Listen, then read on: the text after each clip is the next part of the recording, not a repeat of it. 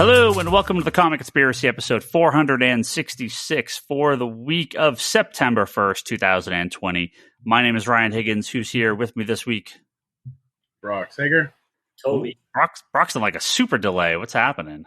Well, I think, I don't, because we're not sitting across from each other, so I'm not sure which order we're going. So, you're next, Toby. You're good. You're good. You know, it's always and Charlie. Okay. And Charlie. We have another special guest with us this week, a legitimate rock and roll superstar from the band Neighbourhood, Brandon Freed. Welcome back. It's been way too long since we've had you on the podcast. Oh my God. Thank you for having me back. It's a pleasure. My pleasure. We're talking about Jeff Johns' Three Jokers today. So I was like, dude, Brandon, you're like, can I be on? Talk about Three Jokers? I'm like, you absolutely must be on. That's how excited I am. I have to hit Ryan up. He's not hitting the deal. Can we have you in the show? I'm the one texting him like, yo, can I please be on the Comics Conspiracy? I totally would have had you on. I didn't even think about it. Didn't we talk about having you on for Doomsday Clock? I think we had been in contact before, like pretty recently, about me coming on. But now that the COVID thing's going on and it's all like remotely, I was like, oh, I could totally just like text him. We could do this way easier. Long time listeners, quick question, Brandon. Why didn't you have him on for the DC Rebirth thing? Because that would have helped me out a lot, probably. Oh, well, that's right. That was the one that was just Brock, and Ryan was in Europe or something, right? Yeah. I remember that. Yeah, and I was funny. the only one defending it, and everyone was just bashing it. Oh, I would have been on your side for sure. I should have been on, dude. We blew it. Long time listeners remember Brandon. He was a customer at the store years and years ago. Moved down to LA, and suddenly I'm like, wait, you're like a legitimate like rock star now. Like, what the hell happened? You were just this kid that came into my comic book store, and now you're like in a band and playing on like late shows and touring, and like I'm like, oh crap, wait, he's like a real star now. What happened? That's awesome. Oh, and listening to the Comic Conspiracy podcast on all my long plane rides. Trust me, nice. Your guys' podcast have just gotten me through flights to all over the place. It's been beautiful. That's fantastic. Oh yeah, love it. So if you guys have not listened to The Neighborhood, now look, everyone listening to this podcast knows I'm a grumpy old man that music tapped out at like 1990 for me, right? No way. But like, look, I like a good like rock and roll band, a good like modern, alternative band. There's not enough of them out there anymore, right? So when I saw Brandon this years ago, and I saw you were in this band, The Neighborhood, I was like, oh, I got to listen to these guys. Okay, and sure enough, you guys are great. Now you have a new album coming out too, right? We do, yeah. We have an album coming out September 21st. They're gonna kill me if I get that wrong. I think it's like the end of September. It's sometime. I'm not sure the exact date, but you'll see it. It's called Chip Chrome and the Monotones. We just finished it up. It's probably one of my favorite pieces of work I think we've ever produced and stuff. So I'm really, really excited. It's going to be really exciting to finally be able to put it out there. So I'm glad that. That's cool. I got it's your fourth album, right? This is going to be our fourth album. Yeah. This is our fourth one. Yep. That's great. Yeah. Now I know we were talking a little bit before recording, September but 25th, Brandon. September 25th. Thank you, Brock. September 25th. Thank you, Brock. There you go. Get your agent on the phone. Yeah, Brock's my new agent right there. Come on, man. We were talking a little bit before recording, but we've had many discussions, especially early on in COVID and during the shutdown, of kind of how this was all affecting the store and us personally. Our for the other guys, all their day jobs. For us at the store. I'm sure hopefully you got a couple fans listening out there too. What's totally. this like? What's this been like for you and the band and just kind of everything over the last couple of months? You know what?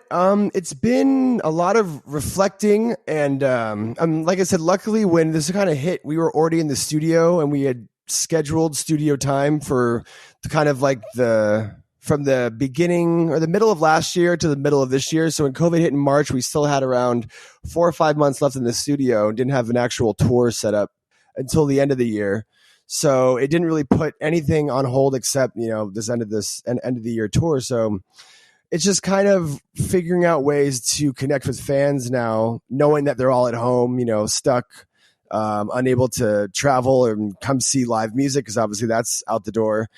So it's been kind of reflecting and just figuring out ways, like I said, just how to figure out ways how to connect with the fans, and obviously figuring out how to go on Twitch, just even if it's not a performance, just like doing Q&As and like playing video games and just like doing like, chatting with them and doing simple stuff like that, because we have such a big internet following. That's such a good way to, interact with the fans and keep them interested and let them know what's going on with all like the album stuff. And so that's been really cool. And then, like I said earlier, me and Toby were talking about streaming live music on Twitch and other streaming like platforms like YouTube and what have you. And kind of we've been figuring out certain ways to do that. And we're doing like kind of exclusive streams to certain countries. Like we're filming one next week that's just for Mexico, that we're just streaming in Mexico. And it's kind of like I'm actually not sure if it's like a pay-per-view thing or not, but there's going to be like exclusive merch drops during that show, like there would be like at a normal concert.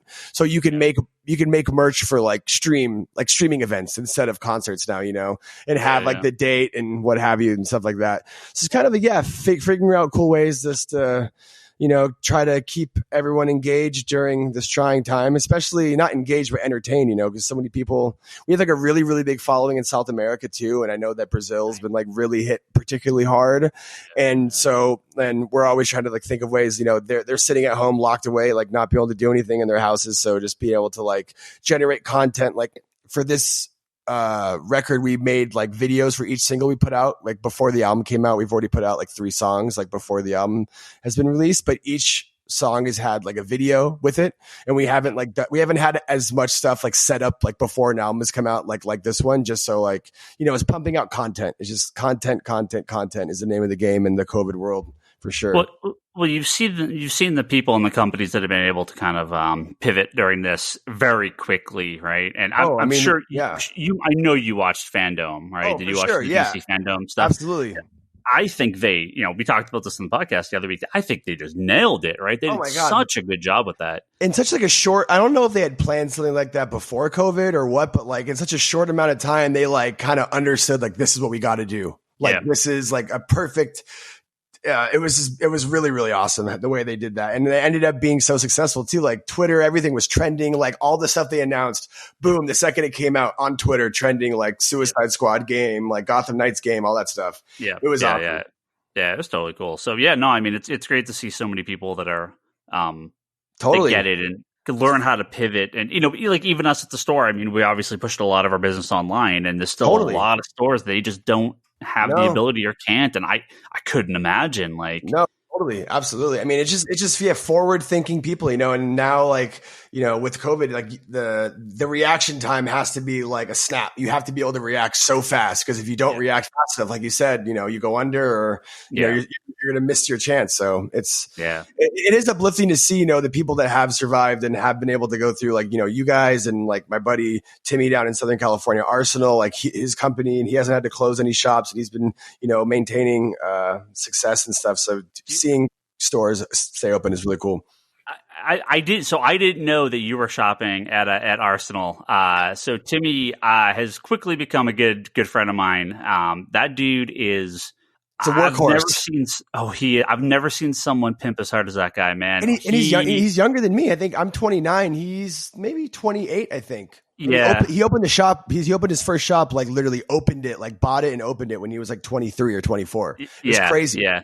I met at the Kirkman party. Yep.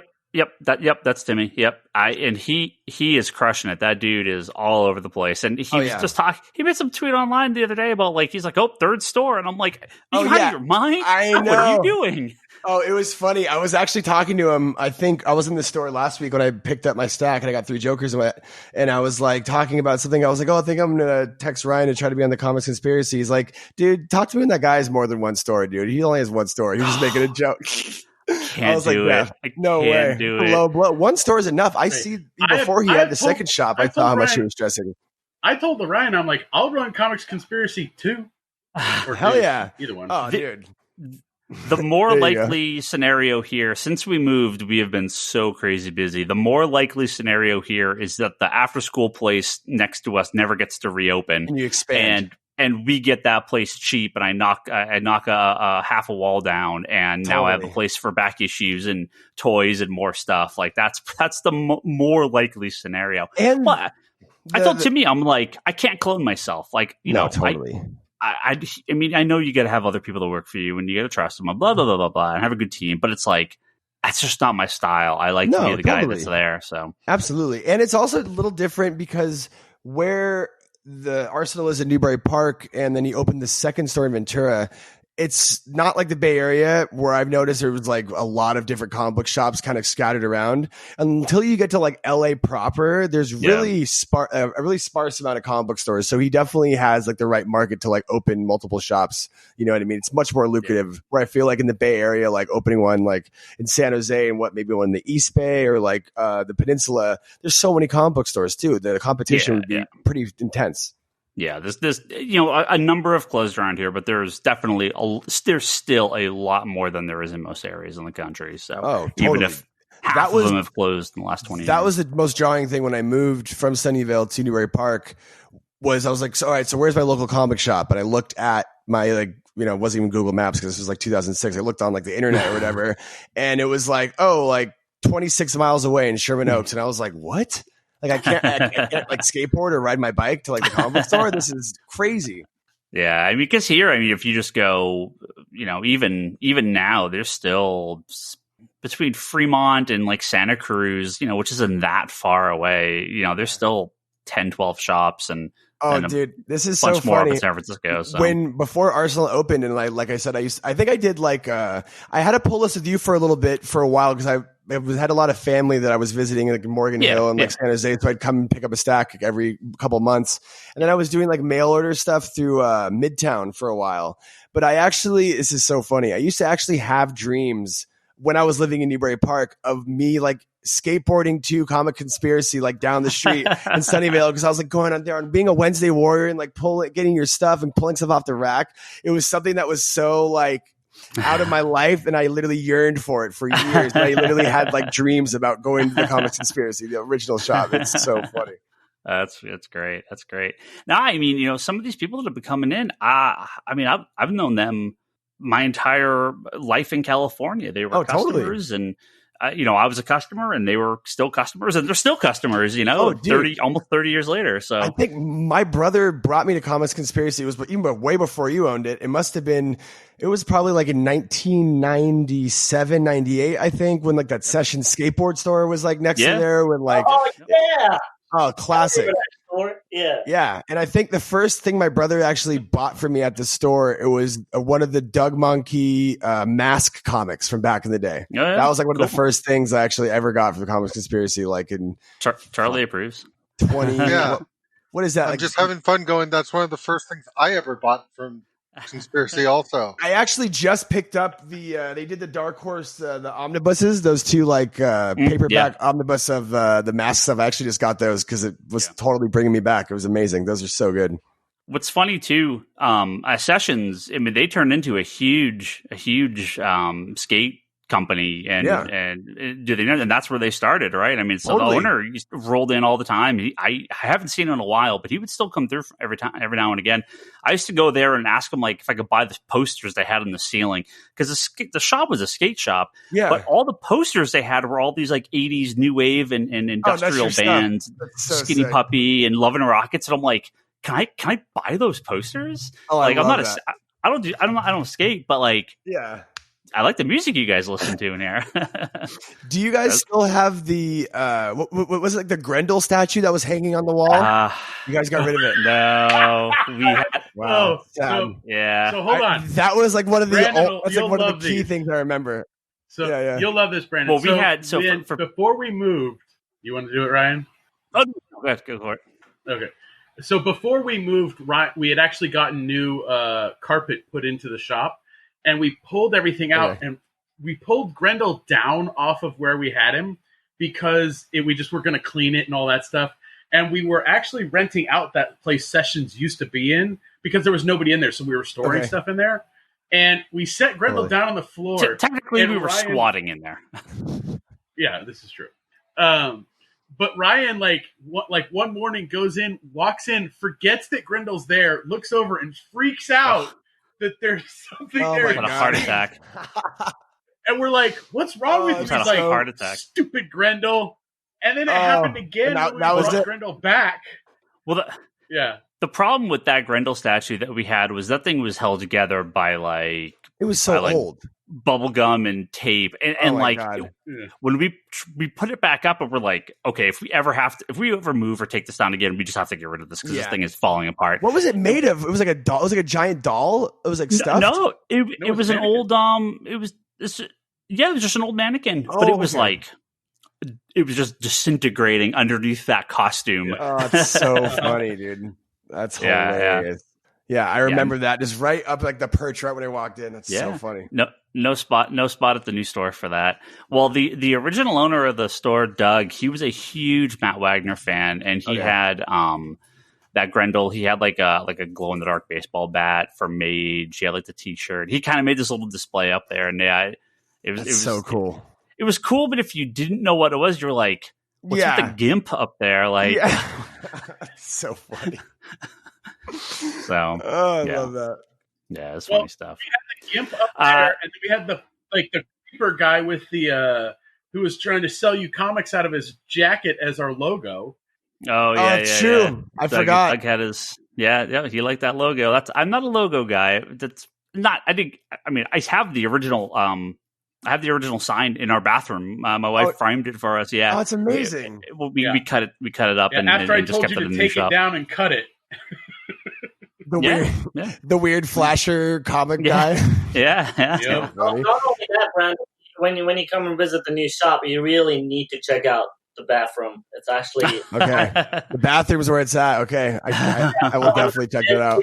They spend a lot of time in the bathroom to make it what it is now. I won't say what it is, but when you ever get there, bathroom. Okay. I'll tell you the full story when you see it. Yeah, no spoilers. I love it. Okay. And then I remember one last trip down memory lane. The wretched door at that shop was shitty. I remember that door. What did Toby say? I couldn't hear me. Someone else. It got replaced because it got broken into. Oh no shit. Yeah, we had some dudes like ripped it off the hinge and broke it into the store. So we ended up having to replace that door. I feel like someone could have coughed and that door could have fallen off. That thing was in rough. It was in a rough time when even I saw it like 15 years ago. Well, that whole building, right? I mean, it was built in like the 50s or 40s, and they had it was like gone, or is it still there? It's still there, but it's mostly empty at this point. Okay. There's talk of tearing down that center and the center across the street, but it's been years and they haven't done it. You know, I mean, it takes forever, right? Absolutely. But yeah, it's still. I drive by it every single day, and I kind of peek over. I'm like, oh, is this the day it's going to be? You know, the bulldozers. But not yet. Not yet. It's I think our sign is still out on their thing. Like we haven't gone out and yanked the sign off the thing. No. We did. That's what we got. We took it down. That's where we cut the one on the side of the road on Fremont. I think it still says it might be, but it might, but that's just the dumb, crappy lettering they have up there for all the units that haven't been in there for 20 years. It's not like the original sign. No. Yeah. It probably is still there. I mean, people tell me occasionally they've gone there and been like, "Wait, it's gone," and then look us up online and like, "Oh, they moved." Okay, that's so funny. Yeah. We got a couple things to get into.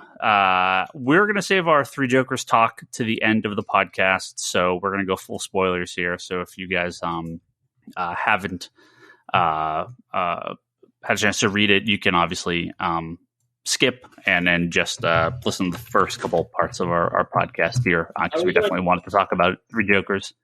What was that, Toby? Are we doing a Joker part every week? Not every week, but at least for this first issue. It's not weekly, is it?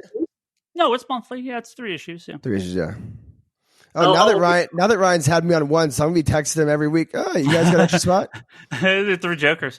Oh my bad. I thought it was weekly for some reason. No. It's just 3 issues monthly. Yeah. But there, very unfortunately, this podcast is gonna now have to go in a bit of a different direction than we were definitely not anticipating.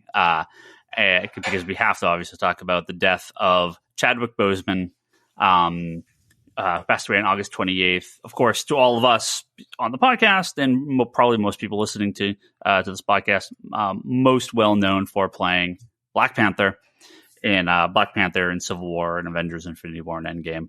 Obviously, been in other movies he was in. Draft Day 42. Did that movie? He was in 21 Bridges, but Defy Blood. Did that come out yet? Yeah, it was a direct to Netflix, I believe. Oh, is that what it is? Okay. Yeah, okay. Netflix movie. Yes, the Spike Lee movie. Okay, so that did actually come out. For some reason, I thought it was like, did that get postponed? I wasn't sure what the deal with that was. I didn't realize that was Netflix exclusive. This is one of those situations like, do you remember where you were when you found out he passed away? Because just nobody knew that he had cancer. Nobody.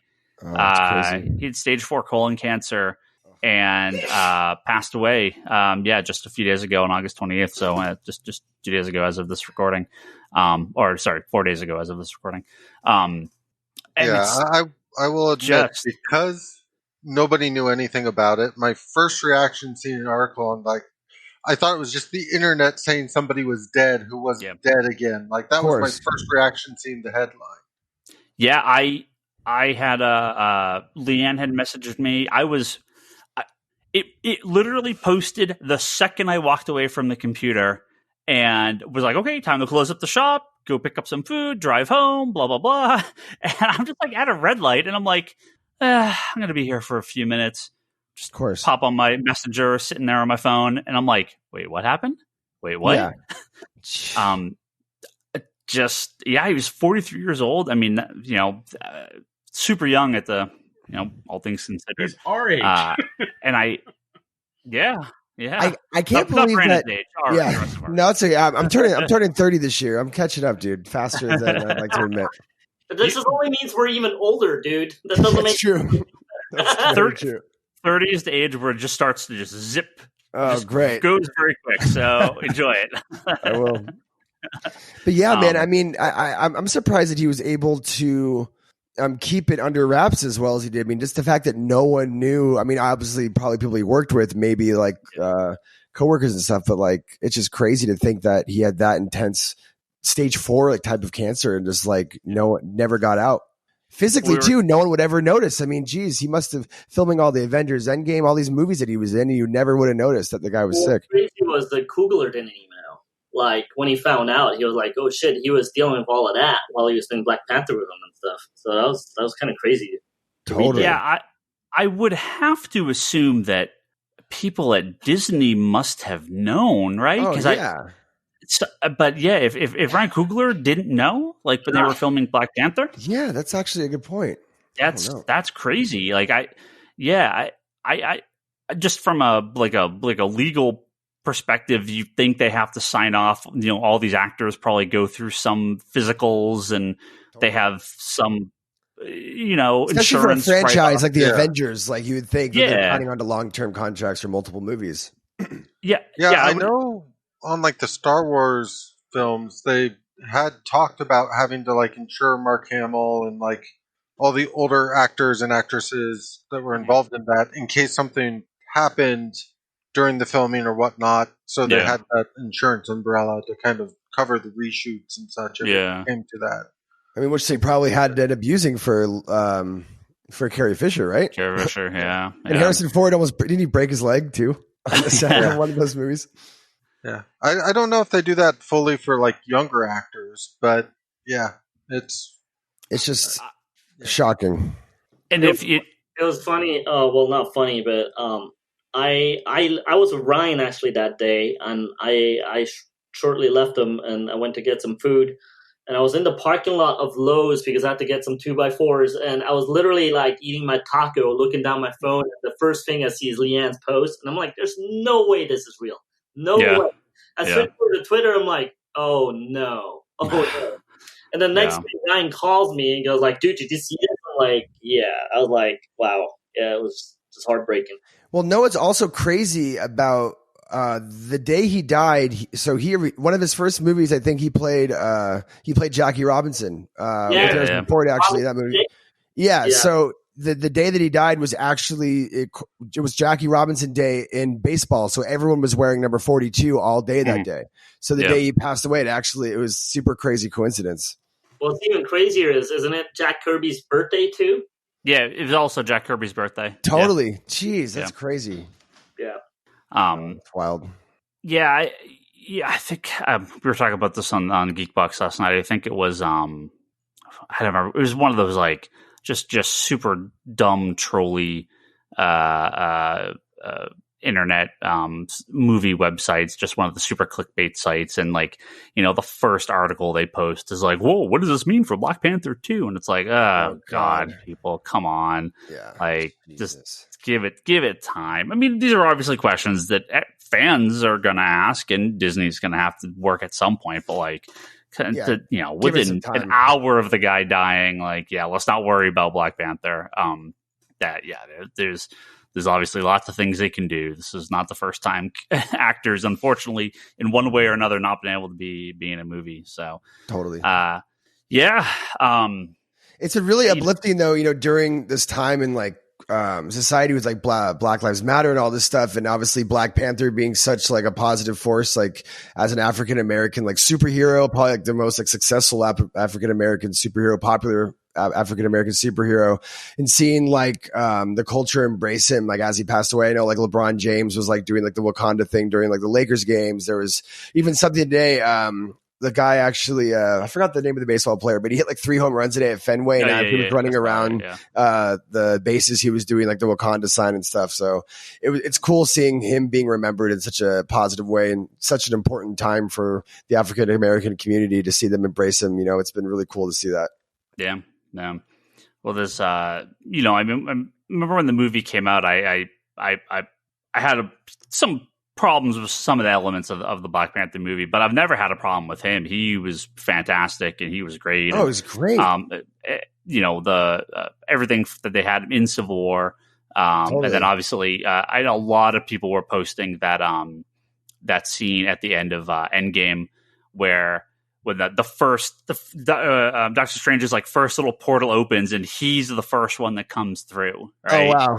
And people are kind of now speculating like maybe they wrote that scene knowing that this could be the last thing.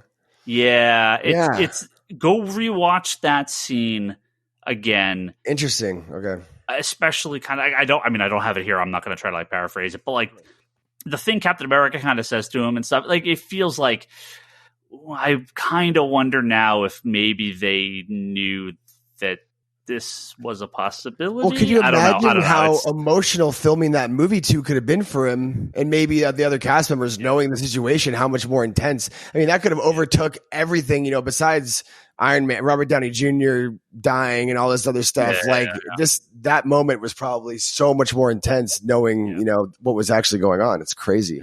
Yeah. I mean, don't know what else to say. Just rest in peace, man. Hearing some of the stories that came out because of this. Like, I had no idea that he couldn't afford to go to art school, and Denzel actually paid for his art school, and that, you know, he invited Denzel to come to Black Panther's premiere because, you know, of the help he got from Denzel Washington. So I was like, that's some really cool. That's crazy story. Yeah, and of course the first thing Denzel said at the premiere was like, "Where's my money?"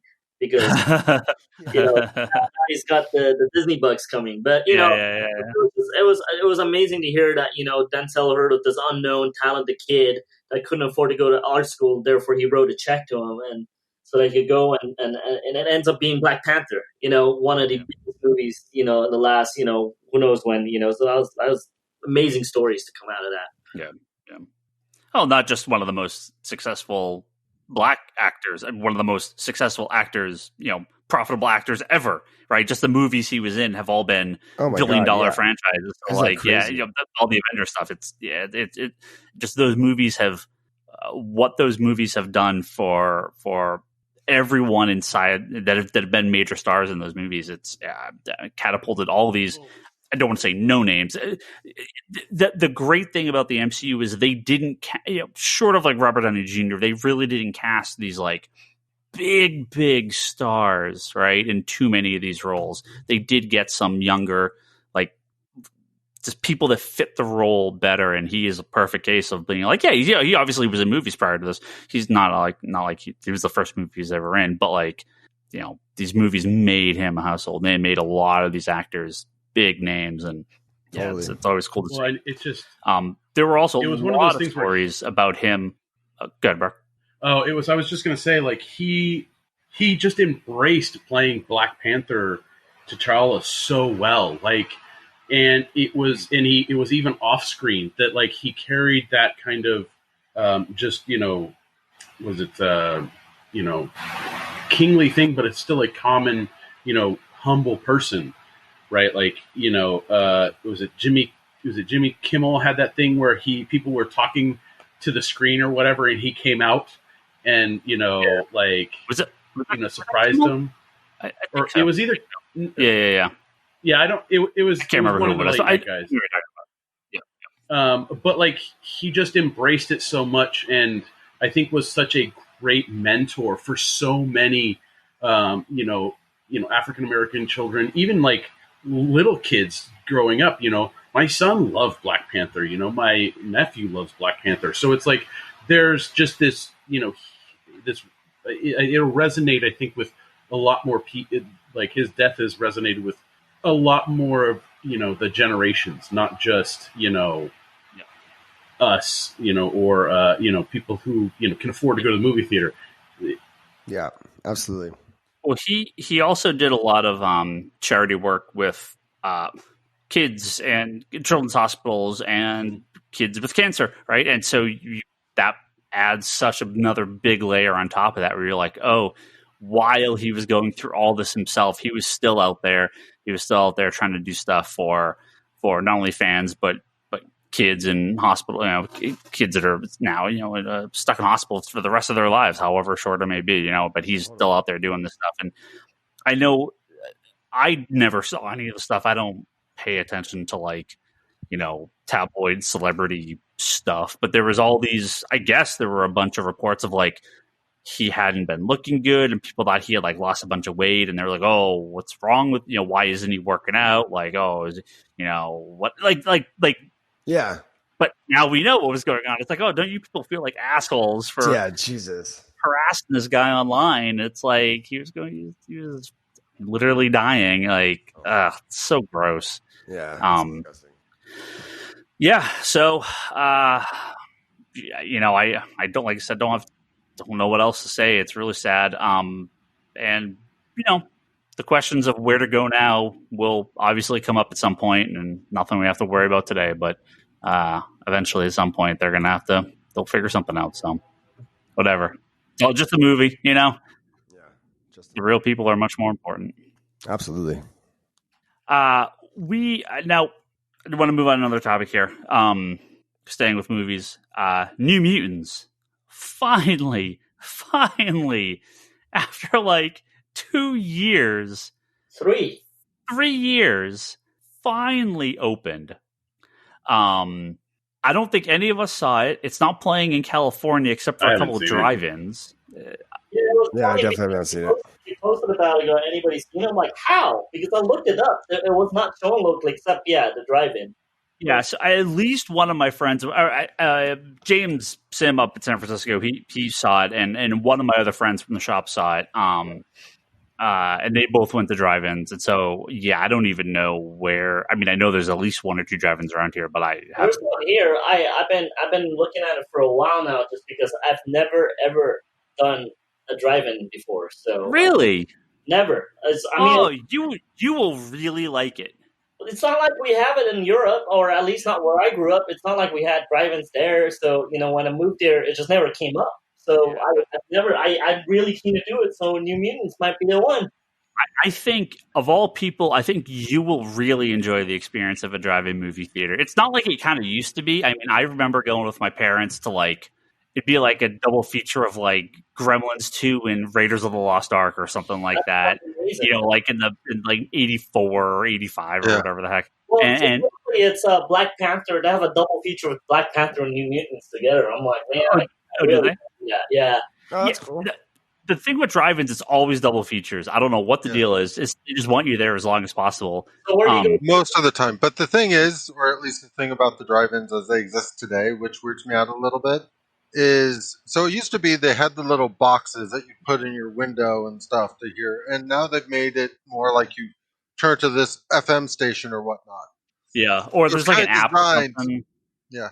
So it's kind of designed in general for you to be sitting there with your car, not like on taking gas, but on so you can hear the movie through like your car speakers. Which I'm just like, they have to have somebody there just waiting to jump cars after the movie. Wait, you're supposed to leave your car on the entire... Wait, that's not going to work with my shitty-ass car. Well, I mean, like most things, if you have a radio to bring with you or an app on your phone, like there are ways around it, obviously. Okay. But like my radio and my speaker turn off after about 10 minutes of me turning my car off. So yeah, that wouldn't last for very long. I miss those little boxes. Yeah. And yeah, like everyone had my driving experience was always like parents would like back in to the spot and we'd like lay in the we had like a I don't know. That sounds pretty amazing. Especially, I've had a truck, man. It'd be even more amazing. Put a fucking little mat in the back. Yeah, that's what people do. And you just lay in the big back seat. You know, all the kids are back there. The parents are off doing who knows what. I don't know. But yeah, it's like, and you're just like sitting there, and you're looking out the back window with the trunk up, and like tailgating, and like watching a movie, and all the speakers are all playing it, so it doesn't matter where you are, you're hearing the audio from these speakers. That sounds amazing. I think you will really like it, Toby. It seems like something that would be like, it's right up your alley. I've never like kind of hot night drive-ins are perfect. Yeah. I've never done a drive-in. I've never done a drive-in, but in LA, in Hollywood, they do during the summers. They obviously didn't do it this year, but they do movie nights actually at the Hollywood Forever Cemetery, which is like a giant cemetery on like Melrose out here, and like I think it's like shares like the back lot of like Paramount's like parallel to it, but like Charlie Chaplin's buried there. I think one of the Ramones is buried there, and it's just giant cemetery. But in the summer, there's this like giant field, and they actually watch. They put movies on like one of the mausoleum like walls, and it's kind of creepy. And like also for me, like is this like borderline disrespectful because there's like smoking areas near like some of the gravestones and stuff that are like cordoned off, which is really weird. But I saw Halloween, the original Halloween there last Halloween, which was really, really cool. And I saw Chinatown there too, which is sweet. But they actually had giant like PA systems like set up for the sound, which was like really nice. And the echo off the walls and stuff was actually kind of spooky. But it was that's the closest experience I've ever been to like a drive-in for sure. The drive-in, like the classic drive-in, is this crappy little speaker that like is just on a little stick next to the car, and you gotta like that's all you get is this one little speaker that's coming at you. But yeah, I'm sure it's very different now than it used to be. But yeah, I agree. Great memories of going to the drive-in. So is it bathrooms, or like you finding a tree, or this bathroom's a concession and everything. Yeah. Oh, okay. All right. You just walk to the and use the it. Do you buy do you bring your own snacks, or how does it work? Like, yeah, sure. Wait, so you could like booze up, like you could bring you like 20-pack in a cooler. While you technically could, keep in mind you're driving a vehicle, so you shouldn't. Exactly. Sorry. And knowing you, and Toby, 5 hours. Toby, you'd probably pass out watching it, and so they might get pissed off. There's this drunk Asian guy in his vehicle, and the movie's done, and everyone's left. Yeah, exactly. No, my absolute favorite memory of a drive-in was because, like, my mom would take us to the drive-in periodically growing up, like multiple times over the summer and that kind of stuff. When on like the warmer nights, I remember being annoyed that they took me to a movie that wasn't Batman. I had already seen Batman a bunch of times, but they were going to like a different double feature that wasn't Batman. So while they were watching a movie on this screen, I was just staring at the screen next to it, watching Batman. Couldn't hear the sound or anything because it was the audio for like whatever movie they were watching. But I'd already seen Batman enough times it didn't matter. That's so funny. I love that. Yeah, definitely don't expect a drive-in theater experience to be like the premium movie going experience. Like it can be a little weird, but it is a fun experience. Yours or your own car in this case. As long as your car's fine. Go rent a car or something and then take it in. It's just like leaving a concert afterwards, though. Like you're all stuck in a line, and you all have to.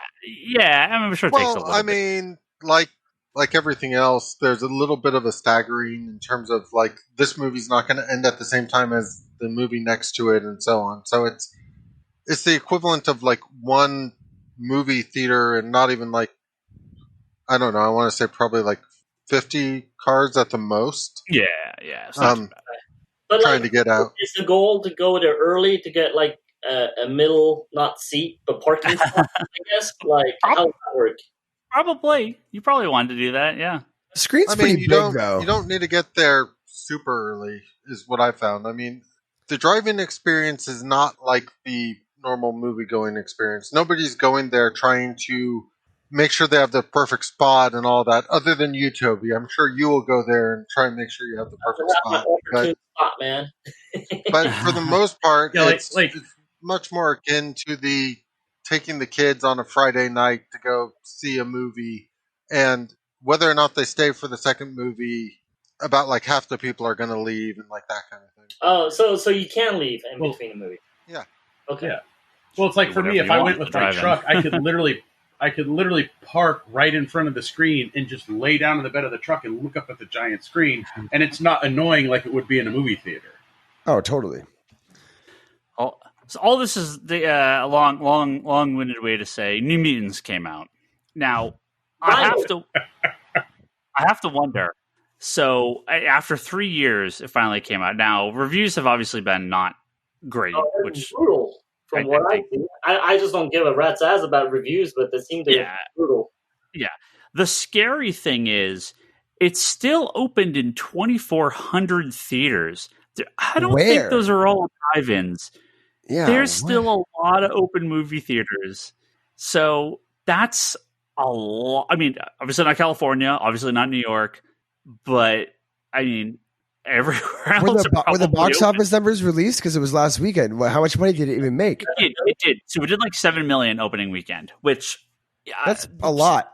Considering estimated that's roughly 500,000 tickets, right? Which means 500,000 people went out to. Now, a lot of this could have been drive-ins because obviously multiple people I know went to see it in drive-ins. So let's say even 50% of that, 250,000 people braved closed indoor movie theaters to see New Mutants. Man, not the risk I'd take. You know? No, absolutely not. Yeah, I was going to say, based on the review, I risked Bloodshot the night before. That was pre-COVID. That was before we knew what was really happening. I mean, that's still conventions and all that had already started shutting down. It's not like yeah. Was it worth it? I still haven't seen Bloodshot actually. Bloodshot?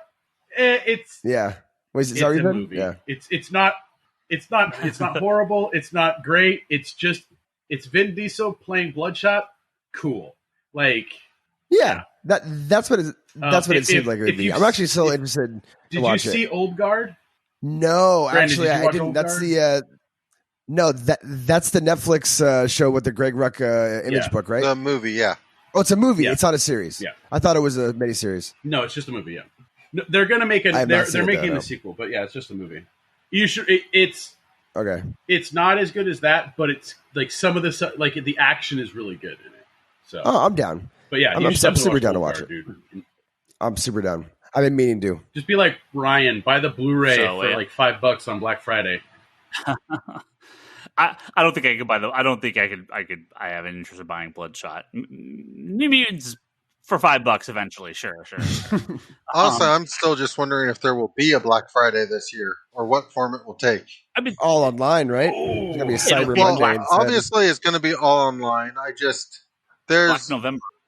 For the most part, some stores have already been shifting for years and years and years to doing some good online business and stuff on Black Friday. But you still have a lot of like holdouts. Like Walmart has been very hit and miss over the years, and Target's been very hit and miss over the years. So I'm curious to see just how big a spectacle it becomes online this year versus.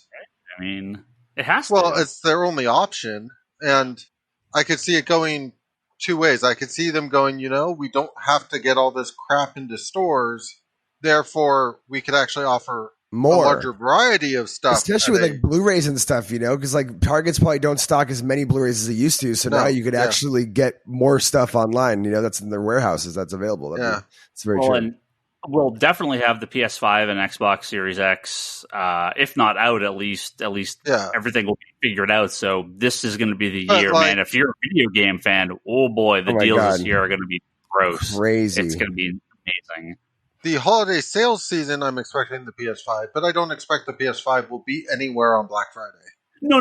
I mean, like stock. If you want previous gen stuff, oh yeah, PS4, Xbox One should be crazy. Yeah, they're gonna be giving it away.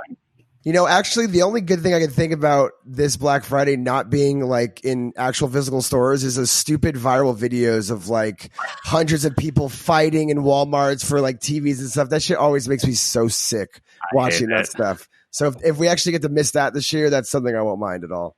Well, Charlie and Toby used to be pretty hardcore Black Friday guys, but they even now, you guys are mostly online and like you go to a couple stores maybe, but yeah, and I mean to be.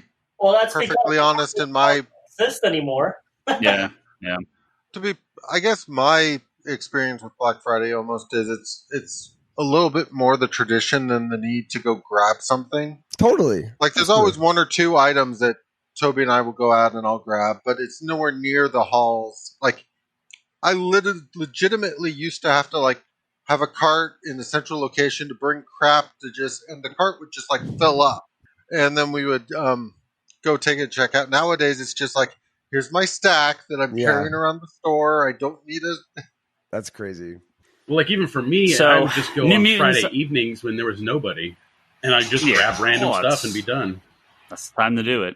So we don't have too much to say about New Mutants as none of us have seen it. But I did want to talk about the box office and just say that it came out. So in the next few weeks when it's on streaming, I'm sure we'll watch it because it's not going to be... It's not gonna. I mean, I guess it'll stay in theaters because why not? But I expect they're going to put this out on demand very quickly. But the question I wanted to ask is, how much more now because of the bad reviews? I'm like, fuck them all. I really want to see this now. How much more money do you think New Mutants would have made had they released it on demand for like $25 back in like May? Right? Oh yeah. Because I think now people are like, okay, they're starting from new shit. Yeah, at home. I think that first like 6 week time period, 6-8 weeks, had this come out then with because in the theaters, very few people are going to see it. The reviews are going to make so many people not go see it. But if they were just like, boom, we're just going to drop it. If they knew they had a turd, put it out, right? Yeah, like people would have paid money because they didn't care. They would have bought anything. I think they missed an opportunity here. I think they really shot themselves. I don't know. In the foot. I've been really curious about because the big shift with all these like there have been a huge amount of movies that got released digitally since this began. Like it's not all the movies that were supposed to come out. Like no big blockbusters have really been pushed out. But I mean, you've had various CGI movies come out. You've had stuff like Bloodshot that was only in theaters like a week before it was released digitally. Yeah. A lot of sort of like the smaller movies and stuff have got to a digital release. But unlike the traditional box office, nobody's really talking about like how those did financially other than like companies like Universal or Warner Brothers have said they're happy with how they've performed. But they never give like a amount associated with it the way they... Yeah, they're never going to. Well, it's interesting to me because what that sort of flips around is you still see the ads for these movies now out digitally, but you don't get the #1 family movie in America. You don't get the marketing that's associated with the box office. When what's it called comes out, when Mulan comes out, it'll be the #1 streaming movie in America, right? Oh, totally. They have still ways to do that. Now, how are they doing that? They're doing that on Disney Plus, but you still have to buy it. It's not like a movie that you can just watch. Yes, you have to be subscribed to Disney Plus, and then you can buy it. Then it will be out free on Disney Plus in December. It's a rental, right? It's not a buy, or can you buy it? I think you owned it on the account when you buy it. Okay. Yeah, I think it stays on your. But I think it's still attached to the Disney Plus account, where they've already said that it's going to be on their free in December. So it's really a. Yeah, I mean, if you wait those extra months, you're going to be. You're not buying it on like iTunes or something. You're buying it on Disney Plus. I think it come out now that they will also release it on the other platforms, so you can just buy it on the other platforms as well. Oh, did they? Oh, I didn't hear that. If they did, I mean, look, I read it on the internet, and not everything on the internet is true. So the funny thing is, Tenet also opened, and apparently it actually did pretty good. It did like $50 million international, because there's a lot of theaters open international. New Mutants did like $2 million international. So I don't like. Oh, I forgot the Christopher Nolan movie came out in theaters too. Damn, I totally finally, it actually came out. Yeah. But they were pushing that release farther and farther back because they really were focused on getting that movie in theaters, right? Yeah. And I mean, realistically, there's a lot bigger draw for me in that movie than New Mutants if I was going to go to a theater. Especially in a theater, Christopher Nolan movie is just widescreen, big special effects compared to New Mutants, way less of a budget. It's much more of a theater experience to go see a Christopher Nolan movie. Totally, absolutely. So give us a couple of weeks. I'm sure when New Mutants is out streaming, we'll catch it and we'll talk about it, because I mean, no other movies to talk about.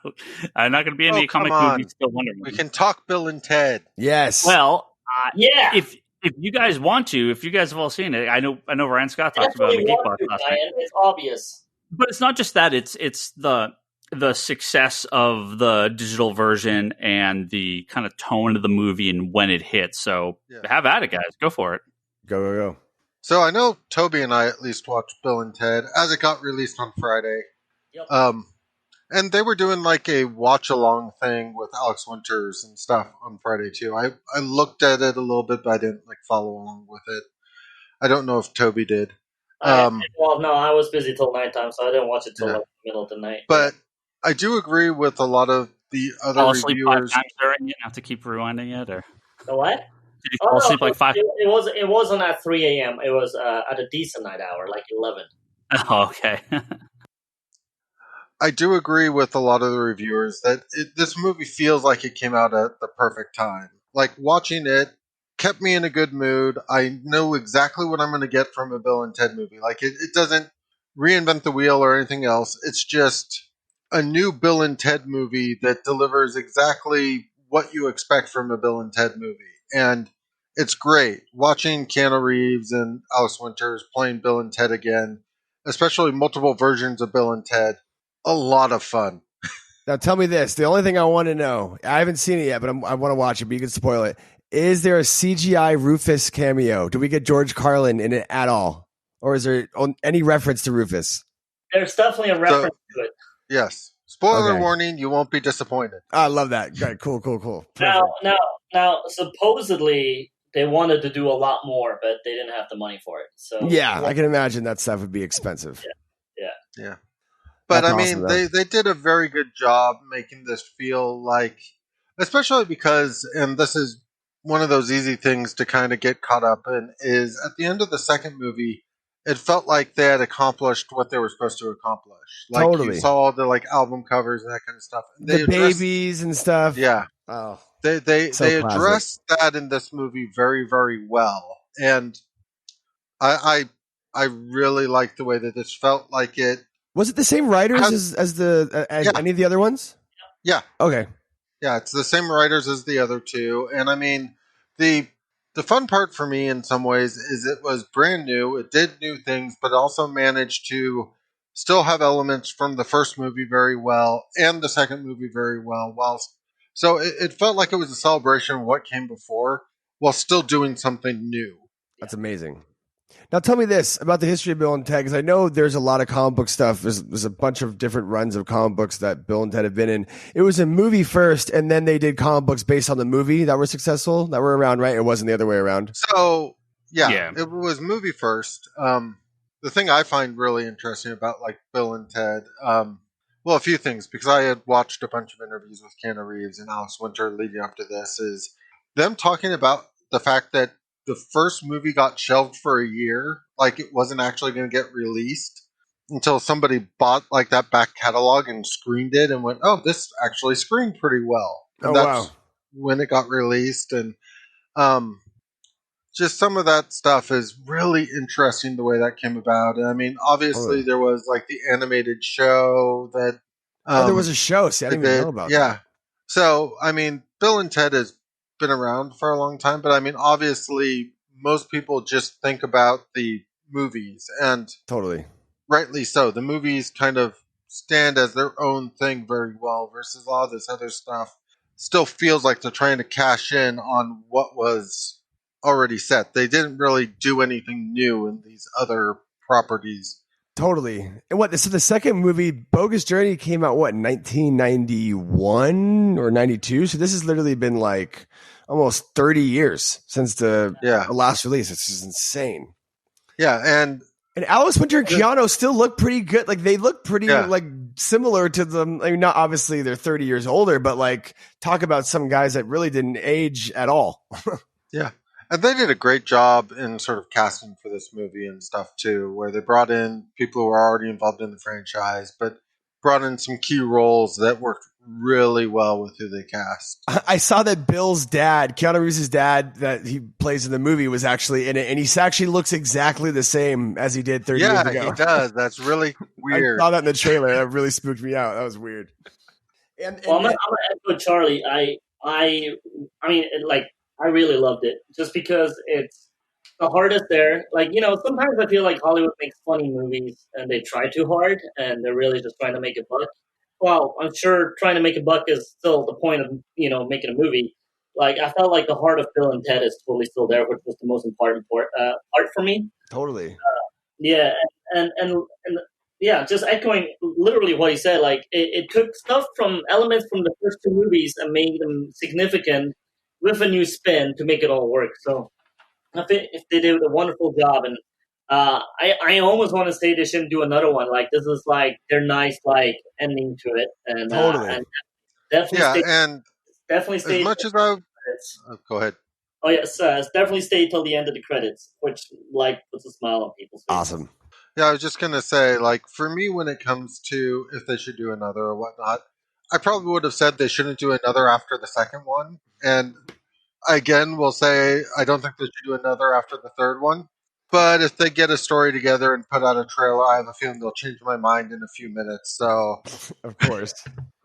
How do you guys feel about the pricing for a digital version of the movie and the way it was released and everything? Kind of lining up with New Mutants, and I feel like they sort of dropped the ball there. Look, it was $25 for me. I think for Charlie it was 22 because I think you got like $3 back. Well, it was a like $3 credit promo. I will say I have one gripe about that, but it's super minor. So they were doing like the pre-order thing where if you pre-order it, you get $3 credit, blah blah blah on Vudu. Did you also get that extra feature? Like there was a little, so I don't think I got that either. So I paid. So there's a bunch of bonus features on Vudu now. Like they only listed the one before, but now there's like 5 or 6. Oh, I should have bought on Vudu. The thing I found interesting though is I talked about the fact that there's a trilogy pack of Bill and Ted. Yeah, that was like $35. Yeah, you were waiting for that one. The thing that I found kind of annoying about that is they didn't have like a pre-order for the trilogy pack. And I would have actually considered doing the trilogy pack if they had that up for pre-order on that. Yeah, same. I'm actually somewhat annoyed. I have to check which special features you got because since I'm an Apple guy, I bought it on iTunes, and I don't think. I mean, I got some bonus stuff, but they're all short, so I don't think they're the same that everybody else got. So I'm a little annoyed. But I mean, on my end, look, I was fully ready to pay $25, which is what I would have paid for a physical disc, anyways. Plus get. For me, it was supporting the movie. Like it's a movie where I felt like they did it for the fans. As a fan, I felt like, look, I'll pay my $25 to watch this now. I don't want to wait for a sale. I obviously can't watch it in the theater, so I appreciate that they did it the digital way, right? So And on iTunes, I'm sure it's the same on Vudu. Like, when you start it up, it's like a Blu-ray menu. So it's like, that's cool. Yeah, even though it was digital, like it was like putting a Blu-ray disc and it had the menu options and stuff like that. So it was not like the for me to watch it, the enjoyment is completely the same. Now tell me this. So go on, Charlie. I didn't get the menu. You just sort of like hit to watch the movie or hit to watch the special features. They don't have like a menu interface on Vudu. So I had it a couple of times. I bought this the other movie with Michael B. Jordan. I think it's called Just Mercy, and that also had. I mean, I think there's kind of some of the newer movies just have that now on iTunes. Where when you started, it's actually like a Blu-ray that you put into the. Yeah, that may be a fairly big difference. I actually like the fact that they do that. Yeah. So it looks like there's 5 special features on Vudu, but one of them is. I hate calling something a special feature that's literally on YouTube for free. Yeah. We'll talk this offline, but I'm kind of curious if it's the same ones or not, because all the ones I didn't watch them yet. They were really short, only a few minutes. Yeah. And I kind of I haven't watched any of the special features yet. Yeah, so. I was just on there were slightly longer ones for some of the other people up here, but maybe I'm wrong. Maybe I got everything. So, but I did notice the trilogy pack that they put out that they didn't do like the pre-sale for or anything. Have the other 2 movies in 4K now too, which wasn't available before. Yeah, I would have done. I would definitely pick up the trilogy myself. But experience-wise, man, it was all the same, and it's a movie I wanted to support. And it's funny, like I had these conversations with some of my friends who were complaining about $30 on Mulan, and I'm like, look, your whole family watches it. You're actually still making out. Oh yeah, you're instead of $20 a person, $25 for everyone is insane. Exactly, and also I'm not also a guy that's watched a lot of independent movies and like theaters where I had to pay $30, $40 for an actual ticket, and sometimes sure they come with Q&As and stuff like that. But if it's a movie that you want to support, I'm like, look, I'm in. You don't have to like pay for it. Like these people are complaining about these prices. I'm like, just don't watch it. Mm-hmm. But for $25 for Bill and Ted, that was an easy buy. I was great entertainment for a nice Friday evening, and in this COVID world, it was exactly what was needed. Yeah, and I will say I do make the distinction between buy and rent. I would have been a little more hesitant if it was a rent for $25. Agreed. I agree. I mean, that's a buy. Because I think on Amazon. Oh, so it is a buy. It's not a rent for $20. It was a buy for $20. No. So, buy for $25. No, you're wrong, Charlie. You're wrong, actually. So we pre-bought it and bought it for $25, and you got your credit back. Okay. Supposedly, on Amazon Prime, you could rent it for $20. Okay, that's what I thought. Okay. So it's almost like, why don't you just buy it for $25 as opposed to $20? So look, I'm glad it was a buy because Bill and Ted, I probably would straight up just rent it for $20 and just like, all right, that's fine, I'll buy it again later. But I'm really kind of happy that like it's a buy, so I don't have to do this again, and it's just in my library now. So I'm totally fine with that. Do they ever release the numbers post these like releases? Like, did they do that on any of the other movies? Like, I think they did with like that Troll World Tour. They announced how much money it had made, like before. Like, so I don't know that they actually. I mean, maybe they did. All the stuff I had read just talked about how they were very happy with how it performed, happy enough to reevaluate the way they released movies. Got you. There wasn't an actual physical number. Yeah, which is such a different atmosphere because I kind of feel like the box office is such a huge part of movie releases. It's insane. Yeah. Well, that and it gets to be such a huge part of like the culture around. Do we feel this was successful? Like it's not even a movie that was quote unquote number one in the theaters can be seen as a failure if it didn't reach its targets and whatnot. Yeah. Versus in like the digital realm, all people talk about is this was number one on iTunes and Amazon and Vudu. Like, Bill and Ted was number one on all these things. Nobody talks about the numbers. They just talk about the fact that it was number one on all the streaming services. They tend to hide. Like Netflix doesn't release numbers. I don't think Hulu releases numbers unless they hit a specific amount, and then they're like, "Oh, 60 million times this was viewed" or whatever. But they tend to not give numbers otherwise. Yeah, it's so interesting. Unless it's direct bragging rights, they don't tend to worry about it. Yeah. Well, Wonder Woman Black Widow right around the corner. We're going to be watching them digitally soon enough, so I don't think we're going to be in theaters. Have they formally announced that those movies will be digital yet, or they haven't really said anything about it? I mean, a lot of Disney stuff is being kind of waited on Mulan at this moment. And I mean, yeah, totally, actually, yeah. I guess to be frank about it, I think we're going to see more of this stuff where stuff goes to a quote unquote theater release for 2 weeks and then hits digital. I think that's just going to be the new normal. Yeah. Well, we already had the advert. You could buy Frozen 2 on Blu-ray the day it came out you could pre-order it the day it came out in theaters, right? And it shipped 2 months later. Yeah. The turnaround is so fast now. Well, look what they did with the Rise. Yeah, but I mean, with the COVID world on Disney, yeah, so fast. Yeah. With the COVID world, that's hit into overdrive. You look at Onward was an odd case because it had just come out in the theaters. Yeah. Then you had everything shut down. So they released it digitally to buy, and then it was free on Disney Plus 2 weeks later. Yeah. And what Birds of Prey is already on HBO Max. And that seemed like that just came out, earlier this year too, I guess. Yep. I guess it's already September too, which is mind-blowing to think. Yeah, I was going to say, that at least came out in February or something in theaters. Yeah. That just seemed like it feels was like a year ago. Let me blow your mind here. Number one. Brandon, let me blow your mind here. Birds of Prey, Bloodshot, and Old Guard are and New Mutants are the only comic book movies this year. That's crazy. Jesus. And only four? What? How many? Only one of those got an actual movie release. So how many comic book movies came out in 2019? Probably 40? Yeah, geez. That's so it feels crazy. like it. Yeah. It feels like it. That's insane to think about. Wow.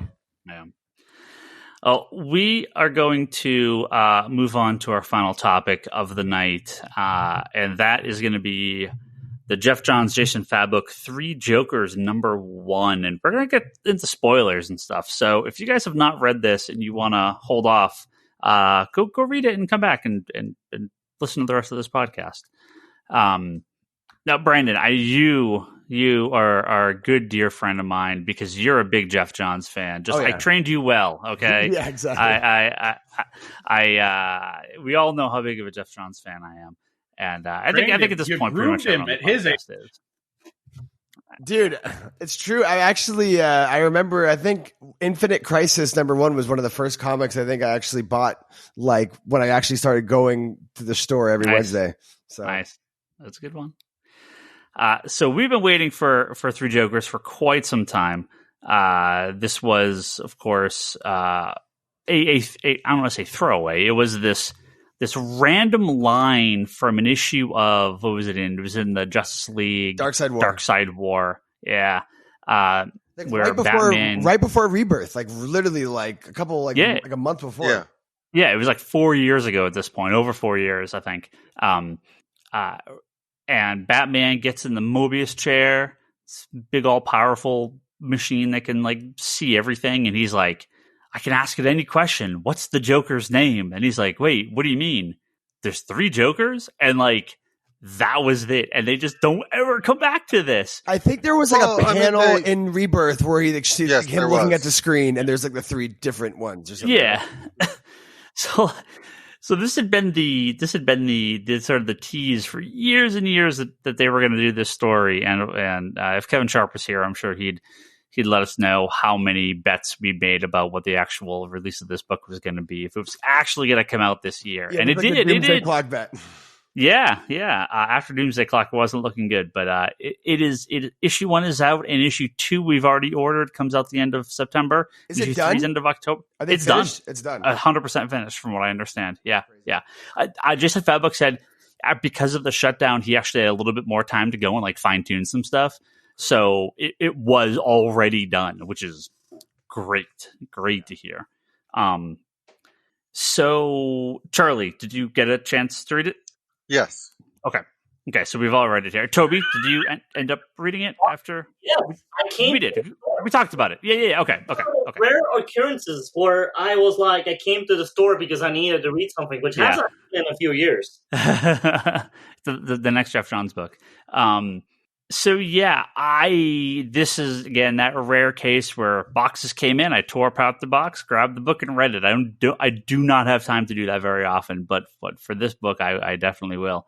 And I did sit down and read it again, kind of in my more like standard, reading atmosphere, so I could pay a little more attention to it. We can kind of go around. I went and got the book. Oh well, yeah. Well, we had to pick up the palette, and I was like, yeah, because Three Jokers is in there. Like, I have to read this. And yeah, man, I think this delivered. I don't know what I was expecting. I had no idea where they were going to go with this, but for a first issue, it's only a 3-part, so it's gonna obviously pick up and kind of go somewhere really fast. But we get a lot of big setup with Batman, Red Hood, and Batgirl, all three who've obviously been very affected by the Joker through the years, and I'll jump to the end. Right, it does end with Red Hood just straight up shooting one of the 3 Jokers in the head and killing him, right? So there are 3 Jokers running around. What is the deal? We don't know. And they've said this isn't like some weird multiverse thing. Like, no, this is a real in-continuity story that's going to stick. So I was going to ask about that, actually. Yeah. That's what they've said. Alfred's in the beginning, though, too. So how is this before the content? I wonder how this lines up with everything that's happened in the past couple of years. For me, the thing that I was curious about or questioned is, I know I've been out of touch on comics quite a bit recently, but as far as I knew, they had not reverted Batgirl back to like the Gail Simone, older Barbara Gordon, like Batgirl. Like, this was distinctly a Batgirl that was more recognizable to me, and therefore I was kind of happier with it. So that was another thing that in terms of continuity kind of felt like, okay, where does this line up? Because it doesn't, like, certain costume designs and certain things felt very reminiscent of continuity, and certain other elements felt as far away as possible from where my understanding the DC continuity was at. Well, you mean like the Batman suit, even the Batmobile in that first couple pages is like the old like throwback. It kind of looks like the Batman was uniform too. The Batman '89 kind of vibe, the Tim Burton stuff. Yeah, because he's got the yellow oval, right? Yes. Yeah. It even lights up. Yeah, I love that. That was awesome. It feels a little bit like the Batman from Doomsday Clock, right? He even does the same 9-panel grid. Now that obviously could just be an Alan Moore thing that he's just kind of homaging that same method. But I wonder, it just tonally felt so much like Doomsday Clock to me that I wonder if maybe they are going to kind of acknowledge that Doomsday Clock and this are sort of like post-metal, post-rebirth. I don't know. No, totally. That'd be interesting. I mean, Doomsday Clock obviously feeds into what's going on in metal, but it feels like these are like more traditional takes on the character, kind of pre-New 52. Obviously not Batgirl, but I don't know. Yeah, because it doesn't feel like it fits directly into like a current Batman now, like the rebirth Batman. There was even one of the panels of the 3 Jokers. It shows like one of the panels that looked like it was actually like a ripoff of one of the Gary Frank covers for Doomsday Clock of the Joker. It was literally like a total homage to that particular picture as well, which made me think about that. Yeah, there's a lot of this that, again, just the 9-panel grid. Just to me, there's got to be more to it than just it's Alan Moore, so we're going to do the 9-panel thing. I feel like there's more to it than that. I don't know. We'll see. But Johns just nails Red Hood and Batgirl. He does such a good job with those characters. And Red Hood's not even a character like he's really done much with. Jeff Johns actually he's done very little Batman work. I was thinking that besides the Earth 1, is that what it's called? Yeah. Besides the Earth 1 books, I haven't had him on a Batman book besides like Justice JLA or Justice League ever. Yep, just Justice League. But he has such an innate ability to write DC characters that I think he does such a good job with them. Totally. Especially Batgirl. He clearly has such I mean, obviously he knows pretty much DC in and out, but the history of Batman, some of the call outs, like the throwback stuff that he calls out in this book, like if you have like an adept history of Batman, there's so many throwback stuff, little things that Easter eggs that you could catch that it just goes through the entire history of the character, which is crazy. Well, even the Joker, his little what's the guy's name? Gaggy. His little the henchman guy. Yeah. That's like an old school like Golden Age or maybe early Silver Age. I think he's appeared in a couple of random books. I think he was in recently in like Red Hood and the Outlaws or something. But yeah, very obscure character. But they brought him back. Obviously, kind of some homages to like the Laughing Fish and some classic Joker stories. But I love that those opening scenes where it's just going through like all the villains. It's just like all the scars all over Batman's body of like how he got all these crazy scars. I also like, which really kind of caught my eye when I reread it before the podcast, is how this book just starts with him running over his father's gravestone with the Batmobile. Yeah. And that didn't hit me as hard when I first read it. When I read it the third time, I was like, that's kind of a crazy vibe. Is him running over his parents' graves with like to start the book. That's a pretty interesting. I wonder if that's going to come back as like a theme or anything later in the story. Because that was really interesting. I didn't even catch what happened the first time I read it, but the second time I read it, was like, oh, why would you start that way? That does feel like there's more to it than that. I don't know if part of this is just because it's a Black Label book and these are supposed to be these very standalone stories that anyone can kind of read. But kind of re-showing the Wayne murders and his classic rogues gallery. I don't know if there's more to it than just, it's good to refresh people. A lot of people will read this that maybe haven't read comics for a while. I like how they did how Johns did with the recaps of each character, Batgirl, Red Hood, and Batman's like backstory, how he connected each of their backstories to one of the three Jokers, like the criminal, the comedian, I don't remember what the third one was, but like how he shows, Barbara Gordon getting shot and killing Joker, and that was like the comedian, and then the Red Hood guy, him getting killed by the clown. I think it was like the clown or something. Like I forgot. Yeah. That was really, really a cool way to kind of rehash all like their particular histories with them. It was cool. Yep. And the art too. Well, the thing is, Fabok's art is just so good. Oh yeah. Sorry, bro. Well, there's so many little details in here just about the trauma that these characters have endured. Like if you're reading the part in the beginning where Barbara's on the treadmill, right, and she's watching the screen and it's talking about the murder of that comedian guy, that guy is wearing the same exact Hawaiian shirt that the Joker wore when she got shot. And so it's like that little just twist of like, things, and it's Fabok just, and I think Johns just have such an understanding here, especially with all the scars, because it's like, that's what we're focusing on. We're focusing on those things that left the marks. Like what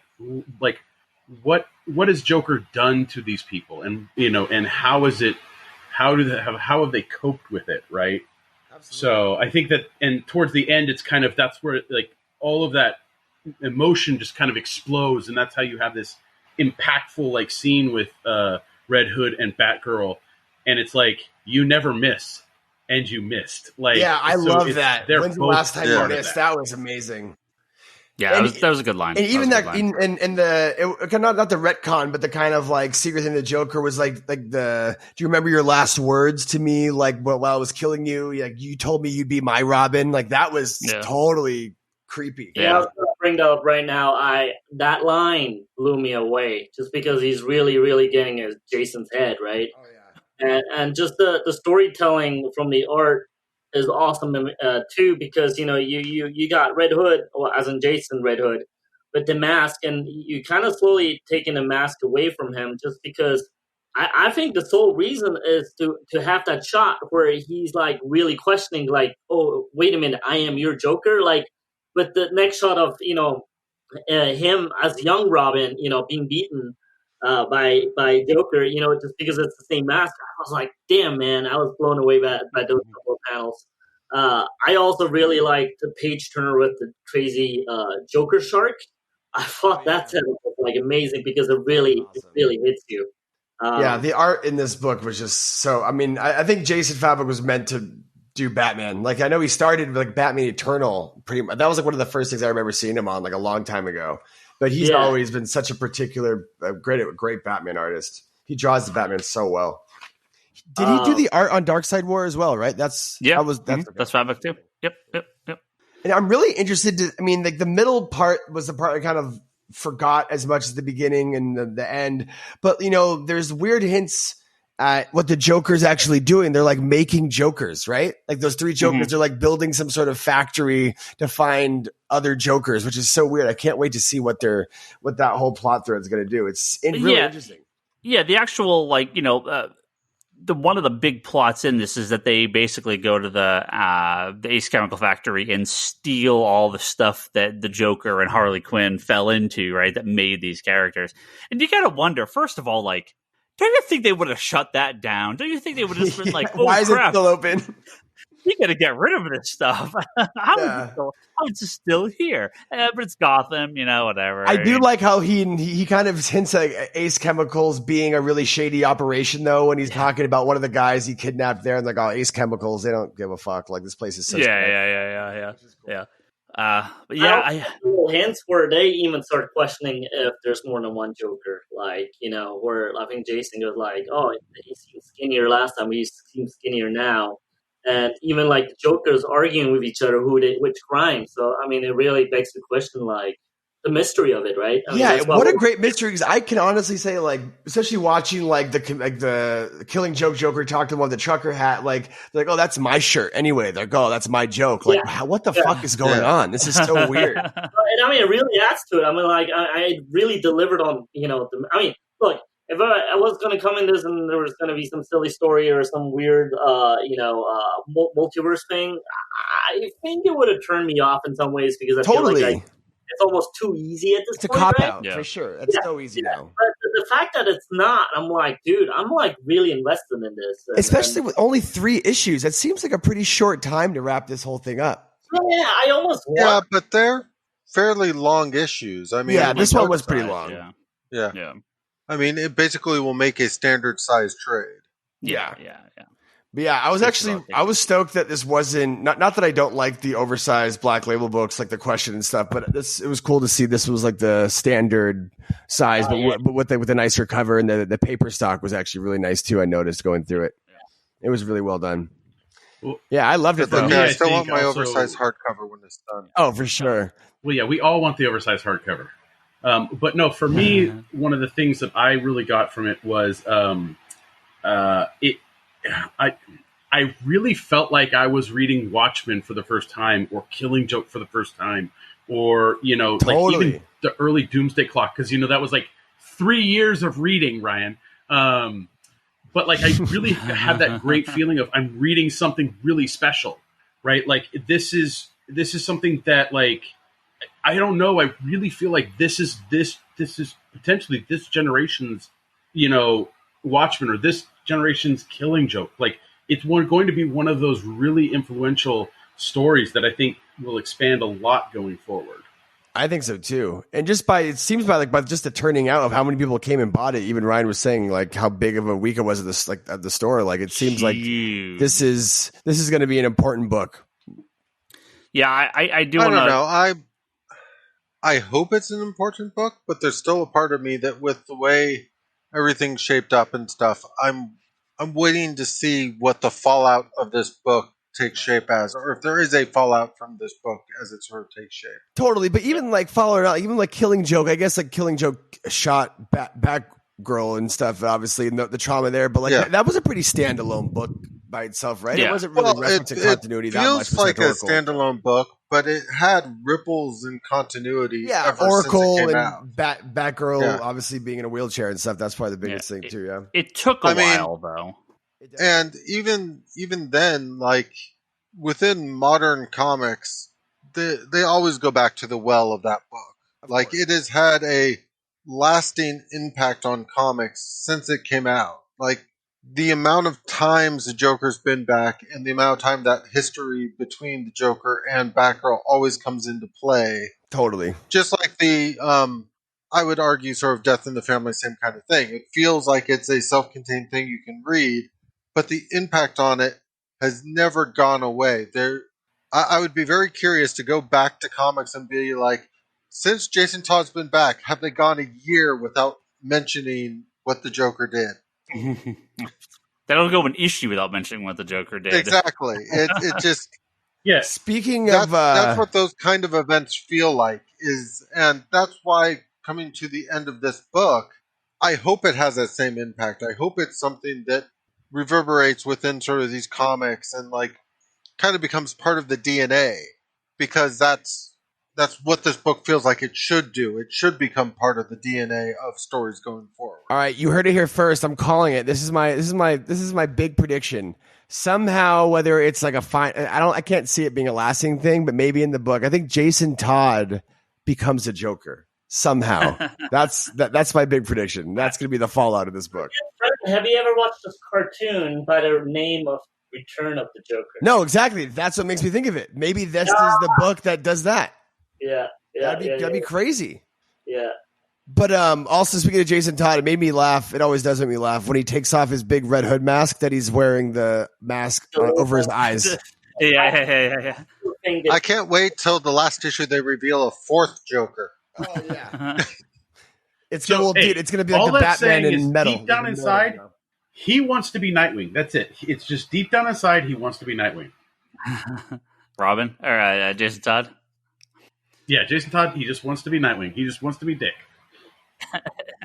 Well, dude, and there's also that weird little line when he's like riding the Batmobile. He's like, "Why is the passenger seat in this thing always so small?" It's like you don't want anyone to be here. That was kind of weird. Yeah, oddly creepy. Also, because Batman, these little kids, like, and he's like, "You're projecting." Yeah. Hey, yeah, but it could have been a throwback to the Lego movie. Dialogue between Batman and almost any Robin. Yeah, because totally. they've always kind of hinted towards the fact that like Batman designs all this stuff for himself. Totally. Here's the thing, though. Beefy.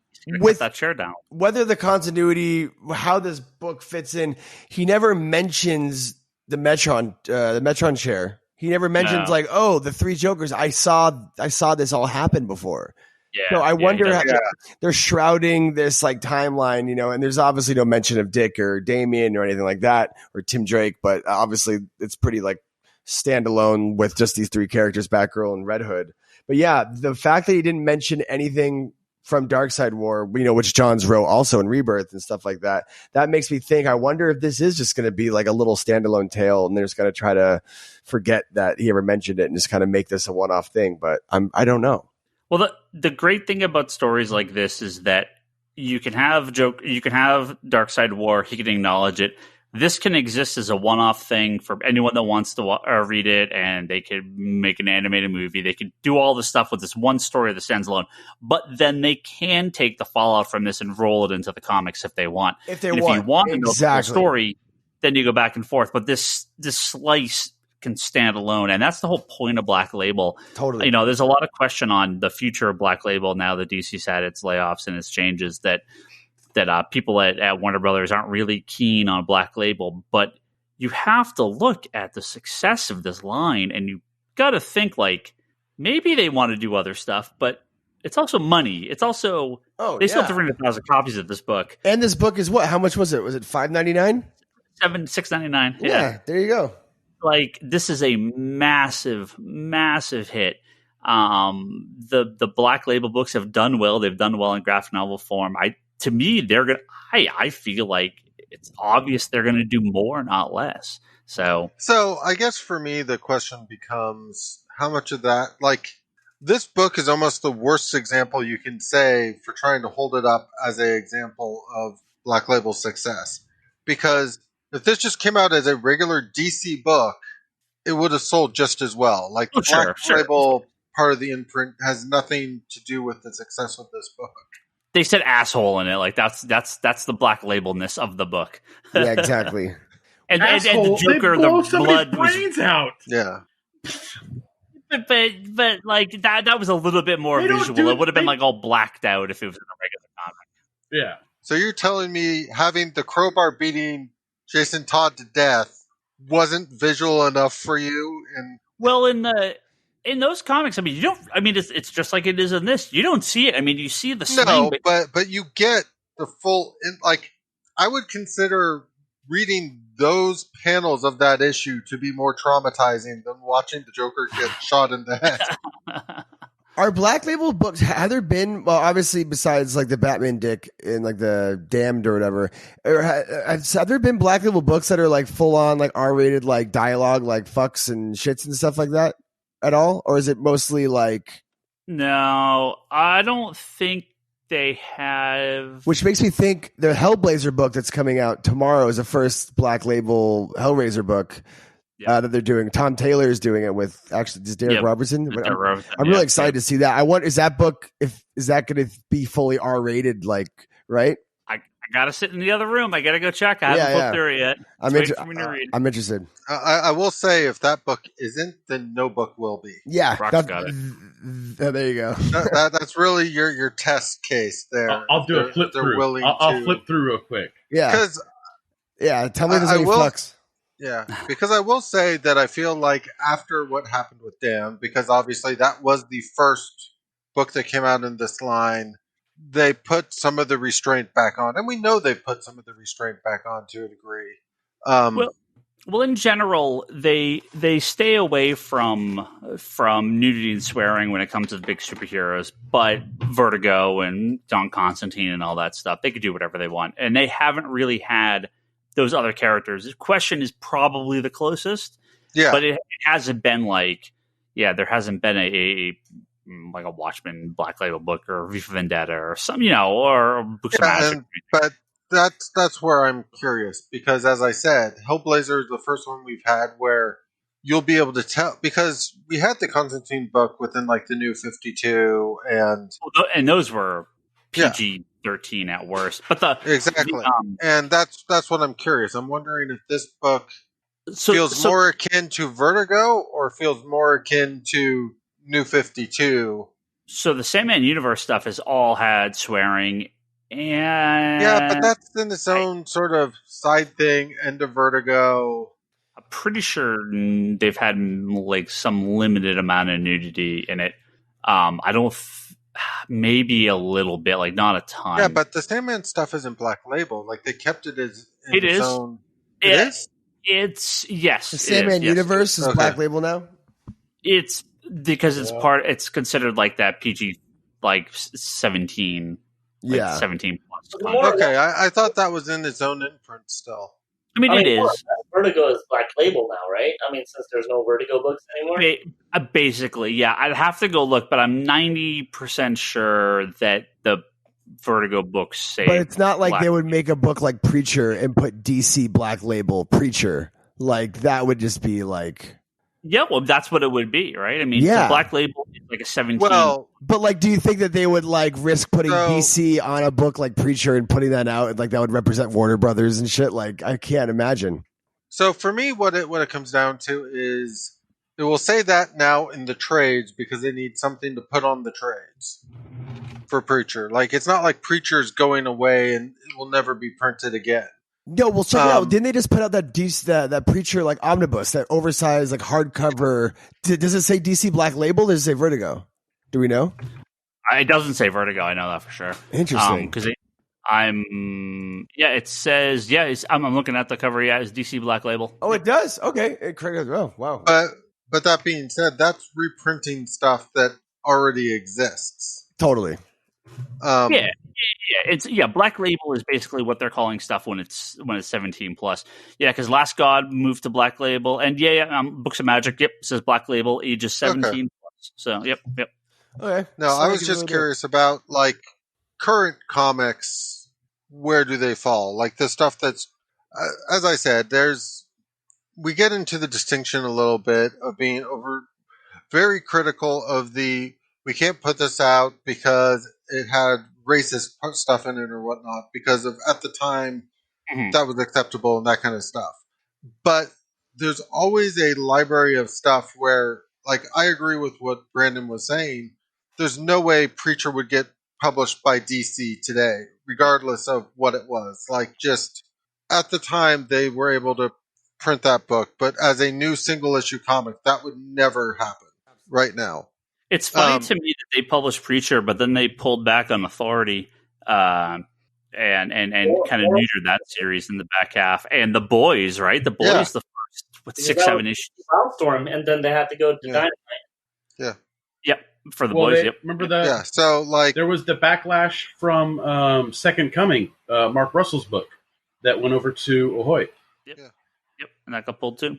Yeah. So for me, a lot of this kind of comes down to if they need to put it under something within there, it's going to be DC Black Label for reprinting old stuff. But that still means the real test is the Hellblazer book, if that really feels true Vertigo or not. They've reprinted Kingdom Come, and they used the Black Label. Okay, and I'm like, that brings me to my next question. Do you think that, I guess they would have done it already, but when the Doomsday Clock hardcover or like the full trade of both of them comes out, do you think they would put a Black Label tag on that book? Yeah. I'm almost positive. Yeah, totally. Because that would put it kind of, the fact that they didn't go with that. I mean, they kind of did with the continuity with like Metal and stuff. They used Dr. Manhattan, but since it was such a sidestep for what they were supposed to do with it, it kind of became its own little pocket kind of story. And that's what I was saying earlier, right? The Doomsday Clock exists in its own little universe, but the elements of it are going into Metal in the main universe. And I think to come back to Three Jokers, I expect something similar. I mean, you have Three Jokers and Joker War going on at the same time. Totally. I don't think we're going to see any immediate fallout from Three Jokers, but whatever they set up here can be used down the road for more stories. Absolutely. And we just don't know where it's going. Yeah. Well, at this point, it kind of feels like it's going back to one Joker. But yeah, eventually. The old Joker looked old, like the actual main Joker that was kind of talking to the other two. He kind of looked wrinkly and old, so that was kind of cool. Yep. Yeah. This is like classic. I almost want to say this is classic Jeff Johns again, where he just kind of looks at the DC history and he formulates his own very cool story. Like with Green Lantern, he made sense of all the stuff. Mm-hmm. Parallax, yeah. Him again going like, visually the Joker has been so different in so many different books. What if there's more than one? Or the mystery of what if there's more than one? So I feel like this is like Jeff Johns doing classic DC Jeff Johns again. So, I'm just super stoked. Also, this is the first time where it didn't bother me that Batgirl is walking again. Like the fact that the scars are there so clearly in this book, like, mentally, this is the first time where I'm like, okay, I'm actually kind of fine with her, being Batgirl again as opposed to being Oracle, just because I felt like that was missing when they brought Batgirl back. But this is the first time I'm like, nah, this feels like that Barbara that came from, The Killing Joke. You can still feel the scars from it, so I'm like, man, this is really cool. In the current, go ahead, Charlie. I was just going to ask, did you read the Gail Simone Batgirl stuff? I know you read some of it. I just wasn't sure if you read all of it. No, well, I'm sure I missed some of it. Because I thought she did a really good job of sort of dealing, like, yes, she was Batgirl again and stuff, but they did a very good job of establishing she was Oracle, she was in the wheelchair, mm-hmm. and that she still carried scars from that time in that book. Yeah. So if you like this, I feel like you would have really liked that run if you didn't finish it. Yeah. In the current... it's pretty strong, yeah. In the current issues of Batgirl, they're doing the Joker War tie-in, and Joker, he basically knows who everyone is, and that's a big part of the Joker War story. He goes to Barbara Gordon, and he finds her, and he's like, gig's up, we're done. I'm going to kill you again, or try to, at least. And he ends up like taking control of the like cybernetic implants that like keep her walking, that keep her up, and she rips them out of her back. It's just fucking gross. You're like, oh, god damn. Yeah. So he can't control her, and it was like, so yeah, it's still very much part. And I mean, it'll just be a part of that character forever, I think, unless they retcon the whole Oracle thing out completely, which I can't do that. Three Jokers, man. What a great start. We'll see where they go with it. Absolutely. I'm so stoked. It was great. Yeah, I don't have the slightest idea, which is always fun. Sorry, say that again. Ryan, I was just saying it's a premium quality. Now, Ryan, you bought all of the covers, right? Oh, it's a Jeff Johns book, of course. I'm all in. Did you even get like the $150 like 1 in a million cover that came out, that green and like purple one? It's not $150 when you own the store. Oh, there you go.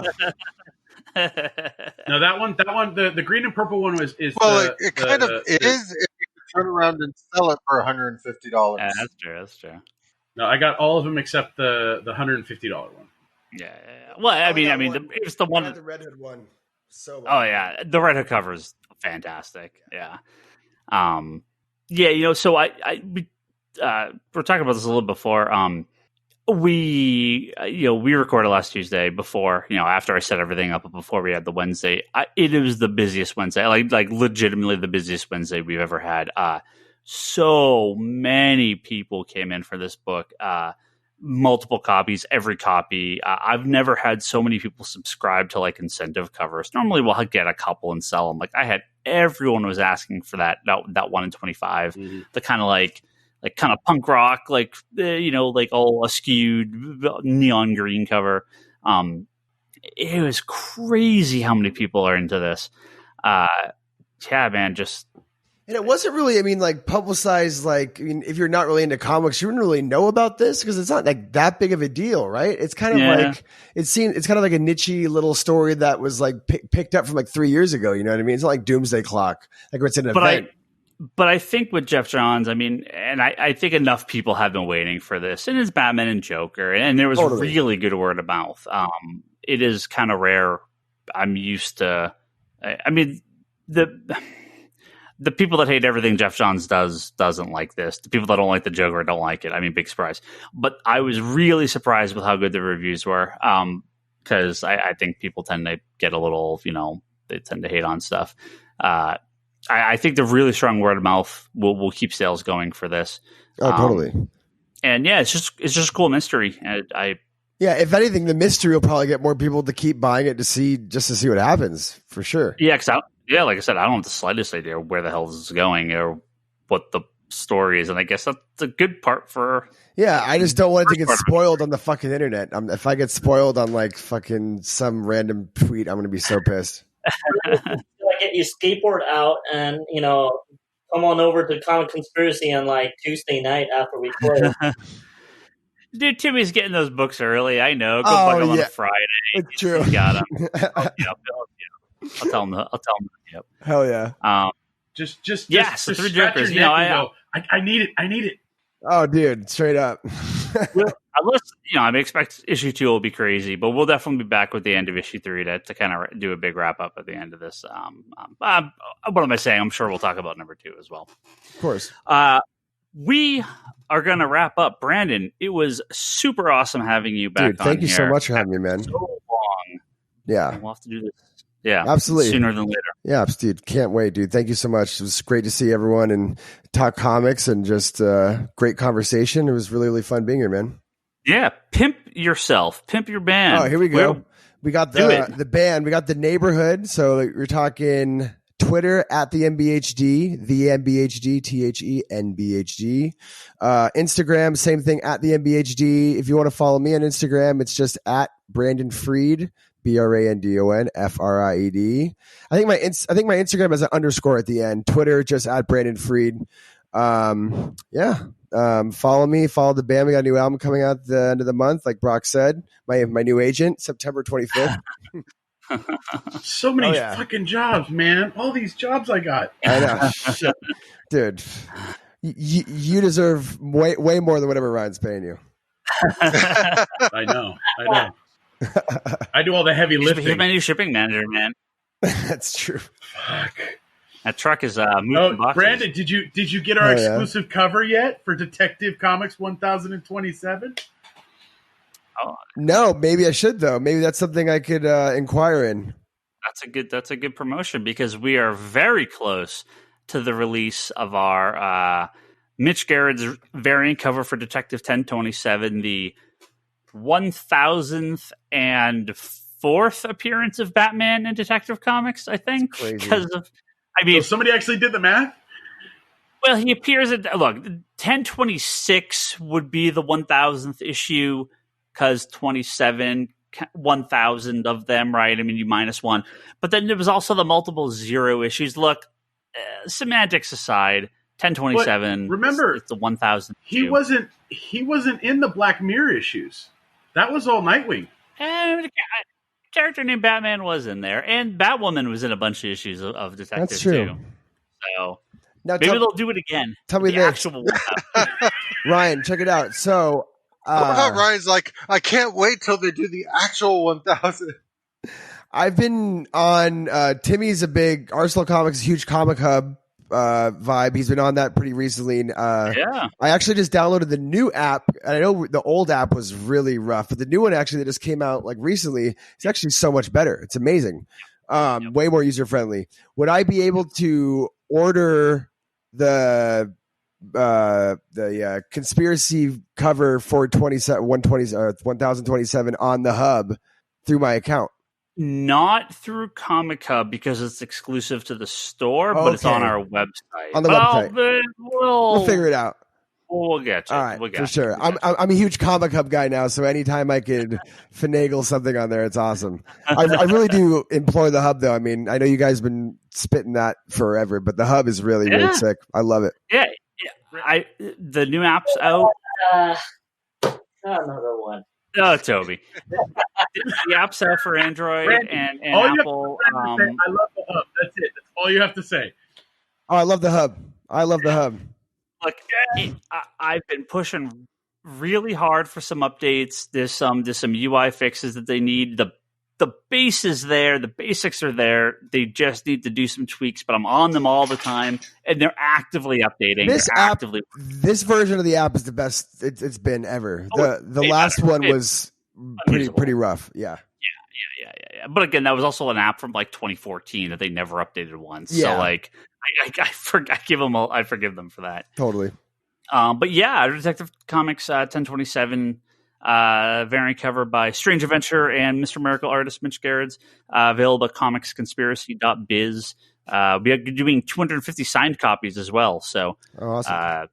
Gotta get those signed. We got giant boxes that we have to go send him. That's coming out in just a couple of weeks. So we should be getting that pretty soon. If you like this episode, we have lots of other episodes at comicconspiracypodcast.com. And you can also find us on Apple Podcasts and Spotify. We have a Patreon over at patreon.com/comicconspiracy.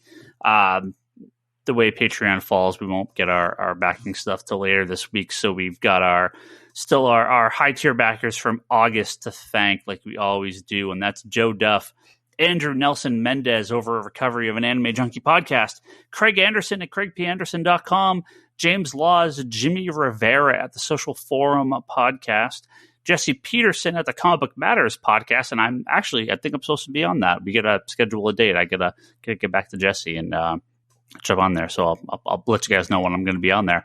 And Martin Aguilar, his girlfriend does Pokemon card art over at Lost Ghost Flower on Instagram as well as Etsy.com. So go check that stuff. Thank you for all your support at patreon.com/comicconspiracy.